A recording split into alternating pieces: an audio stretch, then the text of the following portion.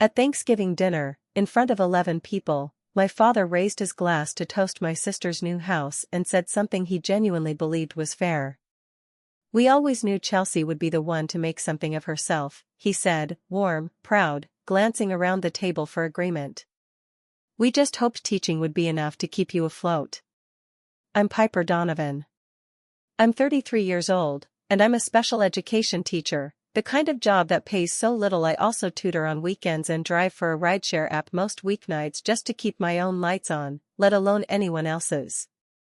He had no idea that the sentence he'd just delivered so casually was one I could have let pass, the way I'd let 100 smaller versions of it pass over the years without ever once saying anything back. I didn't raise my voice. I didn't cry. I set my glass down, and I told the table something none of them knew, including him. I told them who had actually been paying part of their heating bill for the last 3 winters. If you're new here, I'm Piper, and this channel is where I tell true, quiet stories about the moment a family finally hears the thing it's been saying to itself for years, said out loud for the first time. No shouting, no dramatics, just an ordinary holiday table, and one sentence that changes what everyone sitting at it actually knows about each other. If that's your kind of story, subscribe, because this one is about something a lot of us are quietly carrying and never say out loud either. To understand why one sentence about keeping me afloat could land the way it did, you have to understand the particular kind of tired that runs through my family, not dramatic tired, just the ordinary, grinding tired of a household that has spent 30 years counting money without ever quite saying so out loud. I grew up in Maumee, a working-class suburb just outside Toledo, Ohio, the kind of town built almost entirely around one factory's fortunes. My father, Roy, spent 32 years on the line at an auto assembly plant a few miles from our house, the same plant his own father had worked at before him. He retired 6 years ago with a pension that sounded like a lot of money in 1998, when the contract was negotiated, and sounds like considerably less now, after 3 decades of inflation nobody in that negotiating room could have fully predicted. My mother, Deborah, Deb, to everyone who knows her, worked part-time at a local pharmacy for most of my childhood and still does, well past the age most people picture when they picture retirement, because the math on my parents' fixed income has never quite added up the way it was supposed to. I want to be careful here, because I don't want to romanticize hardship or make my parents sound like villains for being tired and scared about money for most of my life. They aren't villains. They're 2 people who worked hard, played by the rules they were handed, and still found themselves, in their 60s, doing quiet arithmetic every month that never came out quite even. That kind of chronic, low-grade financial anxiety doesn't always look like anger from the outside. Sometimes it looks like a joke about practical careers, made at a holiday dinner, by a man who genuinely thought he was being honest rather than cruel. I'm 4 years older than my sister Chelsea, and I want to tell you about the winters, because I think they explain more about my family than almost anything else I could describe. Our house growing up was a modest 3-bedroom on a street of nearly identical modest 3-bedrooms, built in the same building boom that built the plant itself. I remember being cold a lot as a kid, not dangerously cold, just persistently, quietly cold, the specific chill of a house where the thermostat lived under an unspoken set of rules nobody ever explained directly. If you complained about it, you got the same response, delivered without any real unkindness, just a kind of tired, practical resignation, just put on a sweater if you're cold. I probably heard that sentence 1,000 times growing up. I said it to myself so many times as an adult, in my own apartment, that it took me years to notice I'd absorbed it as a personal philosophy rather than just a childhood memory. I didn't understand, as a kid, that the cold house wasn't really about my parents being careless or unaffectionate. I understand now, with the benefit of adult math I didn't have access to at 8 or 10 or 12, that it was almost entirely about the gas bill, and about a household that was doing genuinely difficult arithmetic every single month of my childhood, arithmetic neither of my parents ever explained to us because explaining it would have meant admitting, out loud, exactly how tight things actually were. Chelsea doesn't remember the cold house the way I do. I want to be honest about that, because it matters for understanding the rest of this story. She's 4 years younger, and by the time she was old enough to really register the temperature of a room, my father had picked up overtime shifts that eased things somewhat, and some of the sharper edges of our childhood had softened by the time they reached her. I'm not saying this to build a case against my sister. I'm saying it because I think it explains, at least partly, why we grew up with such different relationships to money and worry, despite growing up under the same roof. I want to describe one particular winter, the one I remember most clearly, because I think it captures something the general description alone doesn't quite reach. I was around 11, and we'd had an unusually hard cold snap that lasted nearly 2 weeks, the kind of Ohio winter where the inside of the car windows freeze overnight. I remember doing homework at the kitchen table in a coat and fingerless gloves my mother had knitted for exactly this purpose, watching my own breath in the kitchen light, and thinking, with the specific matter-of-fact acceptance kids often have about their own circumstances, that this was simply what winter felt like inside a house. I didn't know yet that it wasn't like that everywhere. I found out gradually, visiting friends' houses, noticing with a kind of quiet, embarrassed surprise how warm other people's homes were, and slowly understanding, without anyone explaining it directly, that our house was different for a specific, unspoken reason. My father worked overtime whenever it was offered, which wasn't always predictable, and I remember the specific rhythm our household took on around his schedule: good weeks when overtime came through, when the house felt marginally warmer and dinner had meat in it more nights than not, and leaner weeks when it didn't, when the thermostat crept back down and nobody said why. I didn't resent him for it, even as a kid. I understood, in the vague way children understand adult things, that he was trying, constantly, in the only ways available to him. I remember one specific evening when I was around 13, sitting at the kitchen table doing homework, and overhearing my parents in the next room, their voices low but not quite low enough, going through a stack of bills at the counter. I couldn't make out most of it, just fragments: my mother saying something about the water heater needing to last just one more winter, my father saying something about a coworker who could maybe get him an extra shift. I remember feeling, even at 13, a specific kind of protective instinct toward both of them, the strange, premature responsibility some kids in financially strained households develop long before anyone asks them to. I never told either of them I'd heard any of it. I just started, without really deciding to, keeping my own requests smaller after that: fewer school trips, a hand-me-down winter coat from a cousin instead of a new one, the beginning, I understand now, of a pattern that would follow me for the next 20 years, quietly shaping the shape of almost every financial decision I've made since, long before I ever had the vocabulary to notice I was making it. I want to tell you about how I chose my profession, because I think it matters for understanding what my father's comment actually got wrong. I became a special education teacher because of a specific kid, not because of any grand calling I can point to before that.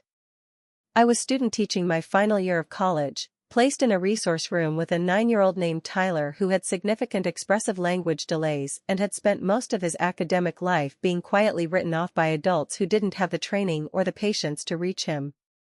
I remember the exact afternoon, 3 months into that placement, when Tyler used a full, correct sentence to ask for help with a math problem for the first time, not because of anything dramatic I did, just slow, unglamorous, repetitive work, day after day, building toward a moment nobody but the two of us in that room really understood the weight of. I decided, walking to my car that afternoon, that I wanted to spend my career doing exactly that kind of unglamorous, repetitive, quietly essential work. I've never regretted it, not once, not even on the hardest financial months. What I didn't fully understand at 22 was how little that kind of work actually pays, especially in a public school district that's been fighting its own budget crises for as long as I've been employed there. My starting salary 11 years ago was barely above what a new hire at my father's old plant made on the line, and it hasn't grown nearly as fast as the cost of, well, anything, in the years since. I tutor on weekends now, mostly kids preparing for standardized tests, and I drive for a rideshare app most weeknight evenings, usually from 6 to 9, because between my mortgage, my student loans, and the ordinary cost of simply existing in this economy, my teaching salary alone doesn't quite stretch far enough on its own. I want to be clear that I'm not telling you this to complain about my life. I like my life, mostly. I like my job enormously, even on the days it exhausts me completely. But I think it matters, for understanding this story, that keeping me afloat wasn't some abstract worry my father invented out of nowhere. It's a genuinely accurate description of a real financial tightrope a lot of teachers in this country walk every single month, mine included, and I think that's exactly what made his comment sting the way it did, not because it was untrue, but because he said the true, hard part of it out loud, at a dinner table, as though it were a small joke instead of the actual weight it is. My colleague Jordan Alvarez, who's taught 4th grade in the classroom next to mine for 6 years now, has heard some version of this from me more than once over lunch in the staff room. She's in a nearly identical financial position, a second job at a bookstore on weekends, a car that's older than some of her students. I remember her saying to me once, half joking, half not, "We should really stop apologizing for choosing the job that actually helps people." I've thought about that sentence a lot since, mostly because I don't think I've ever fully stopped doing exactly what she described. I want to be fair to my father here, because I think it matters for understanding what kind of story this actually is. He came to every single one of my school events growing up, even when it meant leaving a shift early and losing pay he genuinely couldn't afford to lose. He taught me to change a tire in our driveway the same week I got my license, patient and thorough in a way I still associate with him more than almost anything else. He has never, not once in 33 years, made me feel unloved. The love was real. It still is. What I didn't have language for, until much later, was the specific difference between a father who loved me and a father whose own chronic financial fear had quietly taught both of us, in different ways, to treat hardship as something you simply absorbed rather than something you talked about.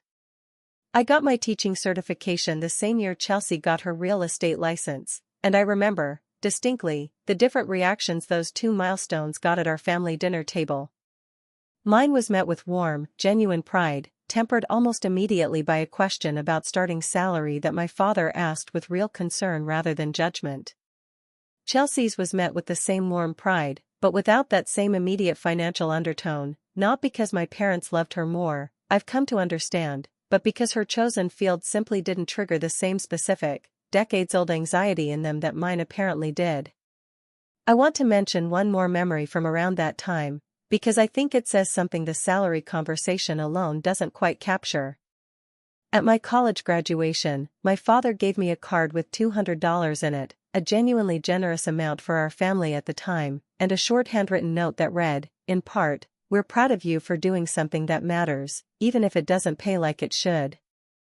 I remember reading that note in the parking lot afterward and feeling two things at once, clearly, distinctly, real gratitude, and a small, quiet ache I didn't have words for yet, the specific ache of being told, gently and lovingly, that the thing you'd chosen to do with your life was admirable and also somehow a problem to be managed.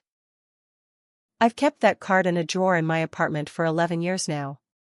I've thought about it more in the months since that Thanksgiving than in all the years before it combined. I want to mention Tyler one more time, because I think about him more than people would probably expect, given how long ago that student teaching placement actually was. I ran into his mother at the grocery store a few years back, entirely by chance, and she told me, a little emotionally, that Tyler was in his second year of community college studying to become a machinist, doing well, genuinely happy. I remember standing in that checkout line afterward thinking about how strange and specific the math of a life actually is, how a single, unglamorous, low-paying job, done consistently and carefully over years, can produce a return that never shows up on any balance sheet my father would recognize as real, and yet matters more than almost anything else I can point to about how I've spent my adult life. 3 years ago, on a Tuesday evening in late November, I stopped by my parents' house unannounced to drop off a casserole dish my mother had lent me for a work potluck. It wasn't a planned visit. That detail matters, because everything I found that evening was exactly what my parents' house looked like when nobody was expected to see it. My mother answered the door in a fleece jacket, indoors, at 7 in the evening, and I remember the specific chill of the front hallway hitting me the moment she opened it, not dramatically cold, just persistently, familiarly cold, the exact temperature of my childhood winters, a feeling I hadn't consciously thought about in years but recognized instantly in my body before my mind had caught up. I glanced at the thermostat on my way to the kitchen, an old habit from childhood I didn't even realize I still had. 58 degrees. I didn't say anything that night. I want to be honest about that, because I think it matters for understanding what happened next.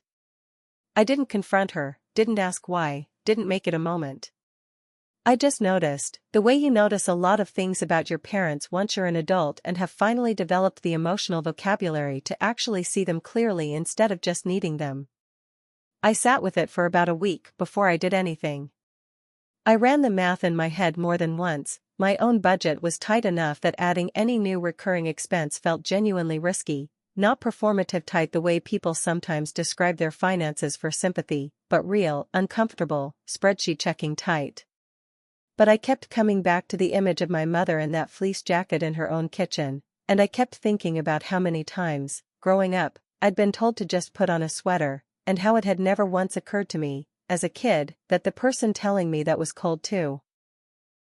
I called the gas company the following week and set up a recurring partial payment on my parents' account. I'd found the account number on an old bill sitting on their kitchen counter that first visit, memorized it without really deciding to, the way you sometimes absorb small pieces of information you don't yet know you'll need. I didn't tell them. I want to be honest that this wasn't some carefully reasoned decision with a clear endpoint in mind. I just didn't want my mother cold in her own house anymore, and I genuinely didn't want the conversation that telling them would have required, the specific, awful conversation where my parents would have had to admit, out loud, to their oldest daughter, exactly how tight things actually were. I remember sitting in my car in the gas company's parking lot after that first call, feeling a strange mix of relief and unease I didn't fully understand at the time. Relief, because I'd done something concrete about an image I couldn't stop replaying, my mother, in a fleece jacket, in her own kitchen. Unease, because some part of me already understood, even then, that I was choosing a particular kind of silence, one that would need to be maintained indefinitely, in a family that already had more than enough unspoken things quietly running underneath its surface. I adjusted the payment amount twice over the following year, once when I got a small raise and once when a particularly cold January drove the bill up enough that I could see, watching the account online, that my contribution wasn't quite covering what I wanted it to. I never told my parents about either adjustment. I got strangely good, over those months, at a kind of quiet financial vigilance I don't think either of my parents ever suspected I was capable of, checking the account every few weeks, the way you might check on a wound to make sure it's healing rather than getting worse, adjusting the number up or down by a few dollars depending on how my own month had gone. I told Marcus about it a few months in, mostly because he noticed a line item on my bank statement he didn't recognize while we were sorting out a shared expense for a trip. He didn't react the way I expected. He didn't tell me I was being generous or noble. He just asked, gently, why I hadn't told my parents I knew. I don't want them to feel like they owe me something, I told him. Or like I'm keeping score. I just don't want my mom cold. He was quiet for a moment, and then he said something I've thought about often since. I think there's a version of this where you're protecting them, and a version where you're protecting yourself from ever having to hear them actually thank you for something. I'm not sure which one this is. I didn't have a good answer for him. I still don't, entirely. Marcus has met my parents plenty of times over the 4 years we've been together, and I remember him mentioning, once, early on, how much warmer their house felt on his more recent visits compared to the first time he'd come over for dinner, back before I'd started covering part of the bill. I brushed the comment off at the time, told him he was probably imagining it, though I knew perfectly well he wasn't. It's strange, looking back, how much quiet effort I put into making sure nobody, not even the person I was building a life with, connected those particular dots out loud. I want to be honest about something else, too. Some part of me, if I dig into it honestly, has always found it easier to help quietly than to be thanked loudly.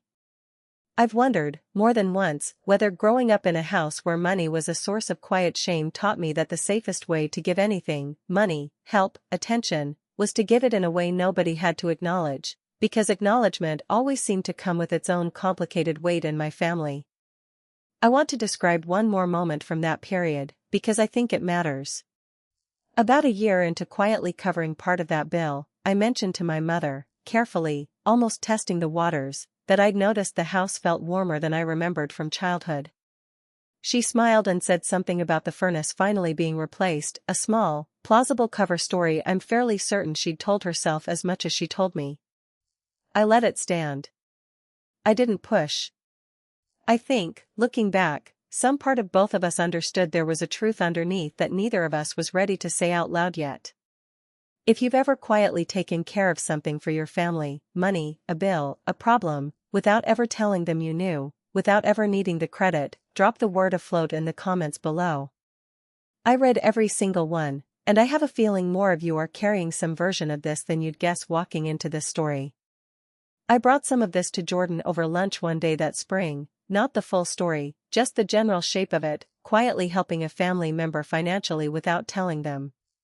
She listened, and then said something practical, the way Jordan usually does. You know that's not sustainable forever on a teacher's salary, right? At some point that math has to become a conversation. I told her I knew. I didn't do anything about it for another 2 years. I want to be honest that those 2 years weren't uneventful. There were months, more than a few, when covering that extra payment meant genuinely tight stretches of my own, a car repair I put off longer than I should have, a dentist appointment I rescheduled twice for reasons I told myself were scheduling conflicts and were actually budget conflicts. I don't say this for sympathy. I say it because I think it matters for understanding that this wasn't some easy, comfortable act of generosity I could afford without noticing. It cost me something, consistently, in small, unglamorous ways, for 3 straight years, and I chose to keep paying that cost quietly rather than have the conversation Jordan kept gently suggesting I have.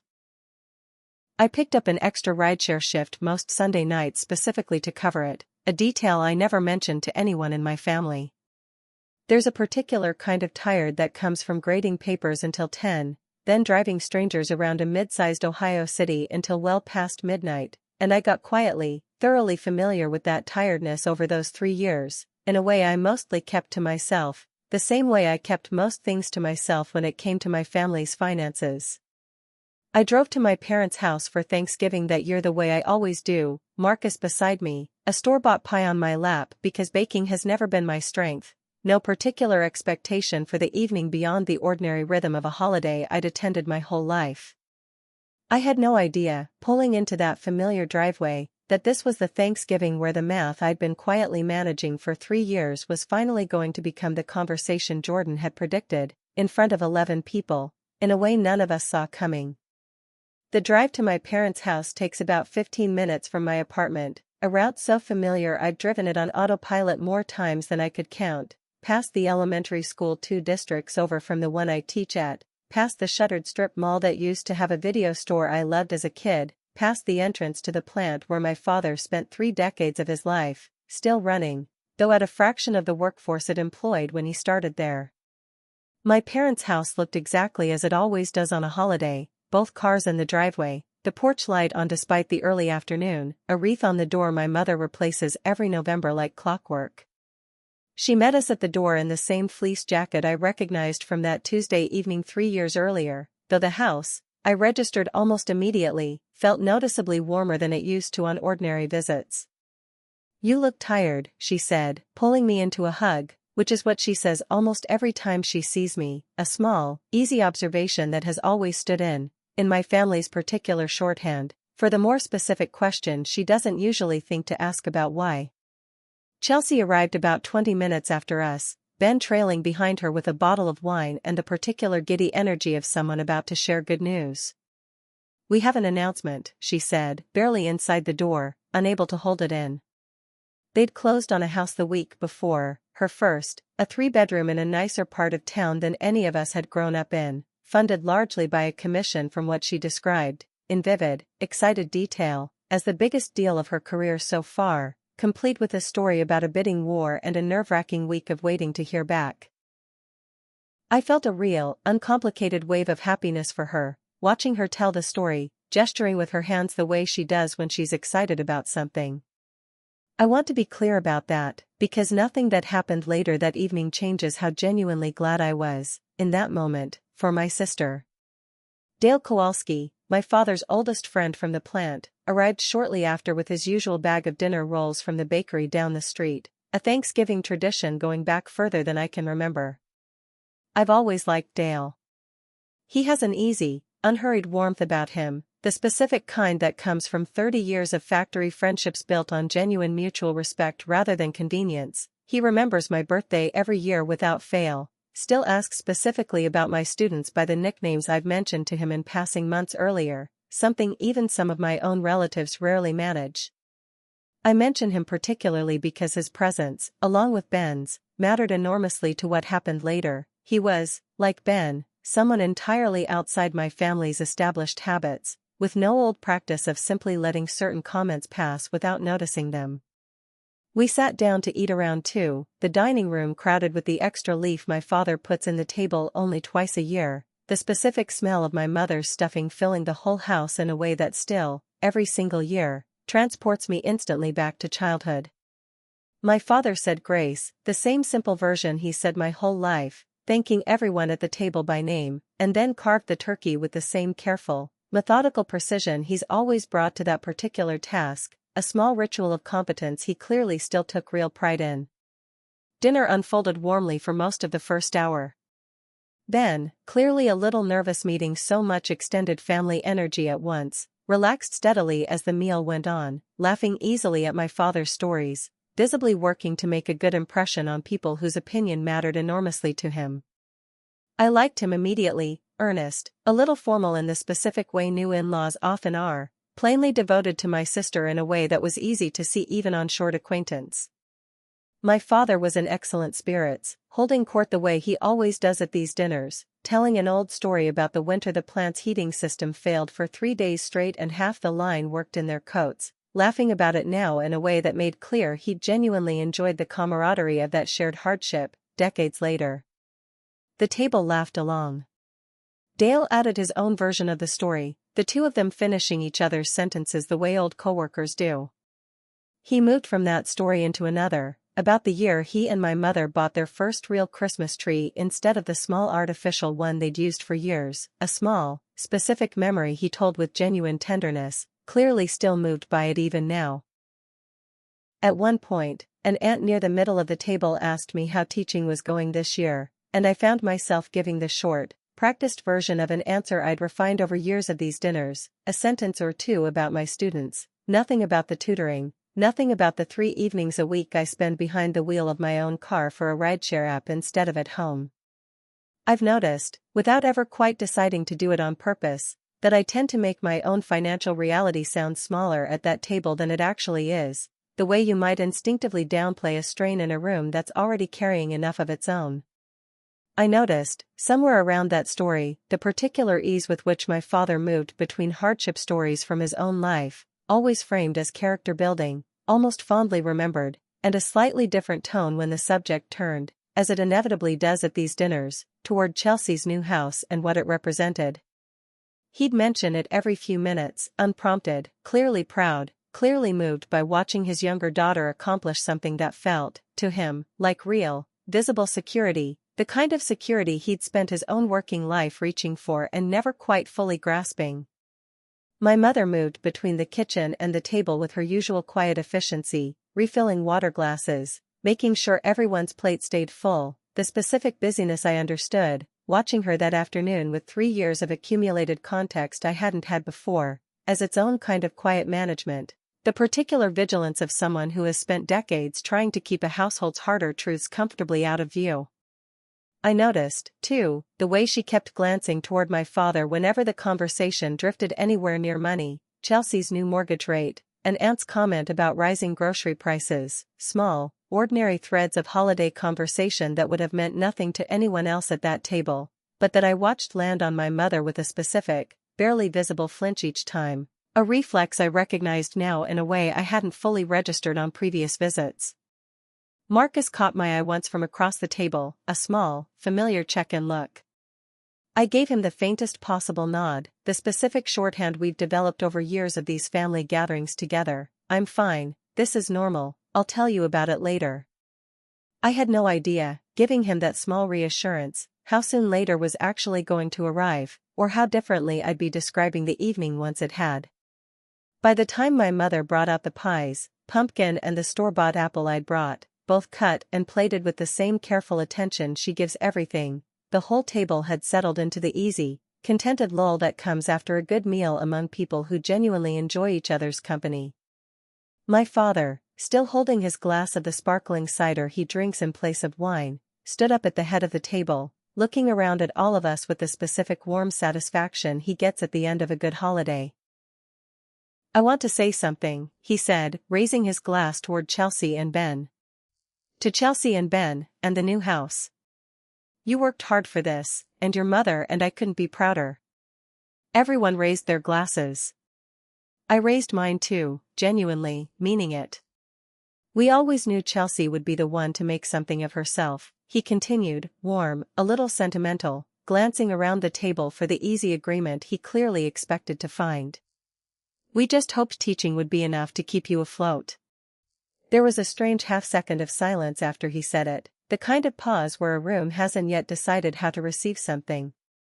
A few relatives chuckled, clearly hearing it exactly the way my father meant it, an offhand, affectionate joke about two daughters who'd simply chosen different paths. I watched Ben smile hold steady, but something shift slightly behind his eyes, the look of someone doing quick, quiet math he wasn't sure he was supposed to be doing out loud at his future in-laws' table. Dale's expression changed too, subtly, a flicker of something more careful replacing his earlier easy warmth. My mother, beside my father, had gone very still. Not shocked exactly, I understood, even in that moment, that this was closer to recognition, the specific stillness of someone who has spent years managing exactly this kind of comment and suddenly finds it landing somewhere she can't smooth over in time. I set my glass down.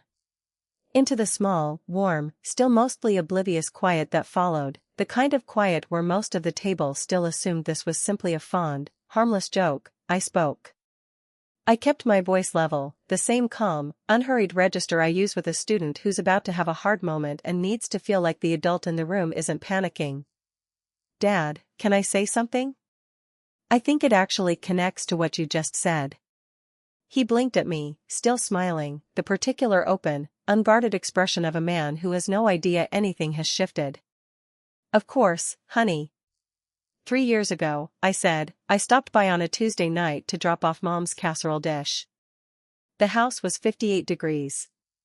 Mom was wearing a coat in her own kitchen." I kept my eyes on him, gentle, without any edge in my voice. "I didn't say anything that night. But I called the gas company the next week and set up a partial automatic payment on your account, and I've been covering part of your heating bill every winter since. 3 winters now." The table had gone fully quiet, even the younger cousins near the end catching the shift in tone. "What are you talking about?" my father said, his smile faltering slightly, more confused than defensive. "Piper, we've never asked you for—" "I know you didn't ask," I said, still gentle. "That's actually the point, Dad. You didn't ask, because you didn't want anyone to know you needed to. I didn't tell you, because I didn't want you to feel like you owed me anything. We've both been quietly managing the same secret for 3 years, and neither of us has said a word about it until right now." "That's not," he started, and I watched something genuine shift in his face, the particular alarm of a man realizing a story he's told himself for years has an entirely different ending than the one he's always imagined. My mother's hand had gone still on the tablecloth. She closed her eyes briefly, and when she opened them, there were tears in them that hadn't been there a moment before. "I told myself the furnace got fixed," she said quietly, mostly to herself. "I actually told myself that, Piper. I think some part of me knew." "Mom," Chelsea said, her voice smaller than I'd heard it in years, looking between our parents and me, her own celebration dinner suddenly reorganizing itself around a story she'd never once heard. "You were cold? For how long? Why didn't anyone tell me any of this?"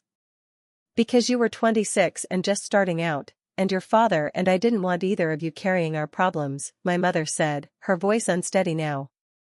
"We thought we were protecting you. Both of you."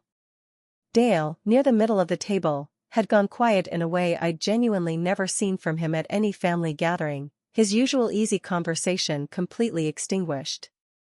Ben had set down his fork entirely, glancing at Chelsea with an expression that told me he understood, more than most people at that table, exactly how much weight this particular kind of quiet financial strain can carry in a family. My father sat back down slowly, his glass still loosely in his hand, his eyes moving between me and my mother, searching for a version of the last minute that didn't mean what it plainly meant, the specific unhurried grief of a man realizing, in real time, that the story he'd told himself for years had a different ending than the one he'd always believed. "I don't know what to say," he said finally, quietly, more to the table than to me specifically. "Piper, I had no idea. I genuinely thought I was just being honest about the money situation. I didn't mean, stay with me, because what my father says next is the entire reason I'm telling you this story today. If you've ever watched a parent's pride crack open into something more honest, right in front of you, hit subscribe right now. I promise you it's worth staying for exactly what he admitted." He stopped himself, looking down at the table for a moment before looking back up at me, something raw and unguarded in his expression that I don't think I'd seen from him since I was a kid. "I've spent so long being embarrassed about what I couldn't give you girls that I think I forgot to notice what you were quietly giving us instead," he said. "That's on me. Not on you." "I know you didn't mean to hurt me," I said, and I meant it, without any bitterness in the saying. "That's actually why I said something. If you'd meant it cruelly, it would almost be simpler to sit with. It's harder to hear a joke that turns out to have been quietly true the whole time, in a direction none of us were willing to say out loud." I glanced briefly at my mother, then back at him. "I'm not angry, Dad. I just don't want to keep pretending the joke was only ever a joke." I paused for a moment, aware of every face at the table now turned toward me, aware of Chelsea's hand still resting near Ben's, aware of how strange it was to be having this particular conversation in the middle of what was supposed to be a celebration for her. "I'm not telling you this to make anyone feel guilty tonight, especially not you, Chelsea," I said, quieter now.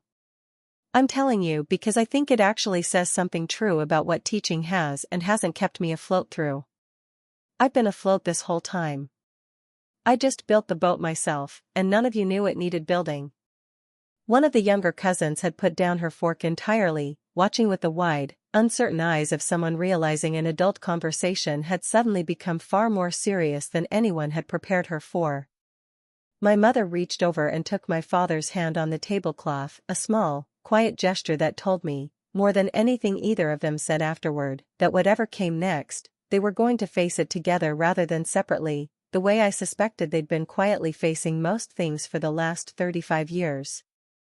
I didn't let the moment take over the whole rest of the evening, not entirely. Once the initial weight of it had settled into something quieter, I turned back toward Chelsea directly, softening my voice. "None of this is about you," I told her, meaning it completely. "I need you to hear that clearly, especially tonight of all nights. I am genuinely, completely happy about the house. This isn't a competition, and it never has been." She nodded, tearful, and reached across the table for my hand, a small, real gesture I've thought about often since, one that told me more clearly than any words could have that she understood exactly what I meant. My mother suggested, gently, that we still cut the pies, and Chelsea, to her real credit, managed a small, watery laugh and agreed, saying she wasn't going to let good pie go to waste over a very Donovan family moment, a small attempt at levity that eased the room just enough for the evening to wind down with some grace. For a strange, suspended few minutes, the ordinary rituals of a holiday dinner continued, layered awkwardly over everything underneath them. Guests filtered out gradually after that, with the particular careful, gentle awkwardness of people who've witnessed something they weren't quite meant to see. Dale hugged my father a little longer than usual on his way out, saying nothing specific, just present. Ben stayed close to Chelsea for the rest of the evening, quietly steady in a way that told me, watching them, that whatever had just happened wasn't going to become a problem between the two of them. Once most everyone had gone, my mother and I finally had the conversation that had been circling underneath the whole evening. She didn't dress it up with excuses. Your father and I have been embarrassed about money for so long that hiding it just became automatic, she said, her voice unsteady. I don't think either of us ever stopped to consider what hiding it might have actually cost you, quietly, every month, for 3 years. It wasn't a clean explanation. I've come to understand that the true ones rarely are, the ones that actually matter usually come with some genuine mess still attached. She told me more that evening than she usually does, that the pension had never quite stretched the way they'd planned when my father retired, that her pharmacy job had started as just something to do and had slowly become financially necessary in a way neither of them had wanted to admit out loud, even to each other. We didn't want you girls worrying about us, she said. I see now that not telling you didn't actually protect you from worrying. It just meant you worried alone, and did something about it alone, without either of us even knowing to be grateful. My father's reckoning came slower than my mother's, and more haltingly. He called me 2 days later, clearly uncomfortable with the kind of direct emotional territory he doesn't often enter, and told me, in fits and starts, that he'd sat with the thermostat that whole weekend, adjusting it up a few degrees at a time, like he was testing something. I keep thinking about you as a kid, complaining about the cold, and me telling you to put on a sweater, he said. I don't think I ever once, back then, told myself that you were probably right to be cold. I told myself I was teaching you to be tough. I think I was mostly just embarrassed. It wasn't a Chelsea reached out to me directly a few days after Thanksgiving, tender in a way I hadn't quite seen from her before. She asked if she could start splitting the heating bill with me going forward, now that she had the means to actually help. I said yes, carefully, working through some of my own old instinct to just say I had it handled. We've split it every month since, and I've noticed, more than once, that it feels different, lighter, somehow, to share a burden out loud instead of quietly carrying it alone and calling that generosity. She's also started calling our parents more often just to check in, something she's told me she never quite thought to do before, not out of neglect, just out of never having had a reason to wonder whether they might be quietly struggling with something. A few weeks later, without any real announcement, my mother sent me a photo of the thermostat, set at 68 degrees, with a single line underneath it. Your father actually asked me to turn it up today. First time in longer than I can remember. I sat with that message for a long time before I answered. I told her I was glad. I meant it more than the 3 words probably conveyed. I want to be honest that I didn't process all of this cleanly myself, the way it might sound from the outside looking in. I talked about it more than once with Marcus over the following weeks, and I noticed myself, more than once, catching that same old reflex, starting to minimize what had happened, to tell him it wasn't that big a deal, before stopping myself and actually sitting with the fact that it clearly had been, or I wouldn't have said anything at that table at all. Old habits like that don't disappear just because you've named them once, out loud, in front of 11 people. I'm still working on that part, some days more successfully than others. I brought some of it to a few conversations with Jordan over the following months, too, mostly during the slow stretch of a Friday afternoon after the kids had gone home. She didn't try to fix anything, which I appreciated more than I expected to. Mostly she just asked good questions, the kind that made me actually finish a thought instead of deflecting it halfway through with a joke about my own finances, which I've noticed is another old habit of mine that I'm only now starting to really see clearly. My father and I took a drive out to look at his old plant a few weeks after that, something we hadn't done together in years. He didn't say much on the way there, but standing at the fence looking at the building where he'd spent half his life, he told me, a little stiffly, that he'd started looking into a part-time consulting gig with a local trade school, teaching basic assembly skills to students a few mornings a week. Not for the money, really, he said. I think I just want to be doing something again where I'm not so scared all the time. I told him that sounded like a good idea. I meant it. I want to be honest that not every conversation in the weeks that followed was easy or resolved. My father and I had one particularly difficult exchange about 2 weeks after Thanksgiving, when he tried, clumsily, to pay me back for what he estimated the 3 winters had cost me, and I found myself getting unexpectedly upset, not at the gesture, but at how much it still felt, even then, like he was trying to close the account rather than actually sit with what the silence itself had cost both of us. We talked it through, slowly, over a few different phone calls. He didn't pay me back, in the end. We split the current bill with Chelsea instead, going forward, which felt like the more honest ending to the story than a lump sum ever would have, not a debt settled and closed, but an ongoing thing the three of us do together now, openly, the way I think it probably should have worked all along. That's my story. A Thanksgiving toast, no scandal, no scheme, no paperwork, just a comment my father genuinely meant as an honest compliment to my sister, and a sentence I'd been quietly answering for 3 winters, finally getting the only thing it had ever actually needed, the truth, said plainly, in my own voice, at my own family's table. Teaching would be enough to keep you afloat, he said. He wasn't entirely wrong, and he wasn't entirely right either. I'd been staying afloat for years, just not in the way anyone at that table understood until I said it out loud. Sometimes the kindest sounding comparison in a family is the one that reveals the most, precisely because nobody meant it as a wound. You don't always need a villain to uncover the truth. Sometimes you just need the courage to say, plainly, what you've been quietly doing all along. So tell me, if your family had made a comment like that about your career, in front of people who love you, would you have told them the real story right there at the table, the way I did, or kept carrying it quietly, the way I almost did for another 3 winters? Let me know in the comments below. I genuinely read every single one. And if this story meant something to you, share it with someone who needs to hear it today. Subscribe for the next one, and I'll see you in the next story.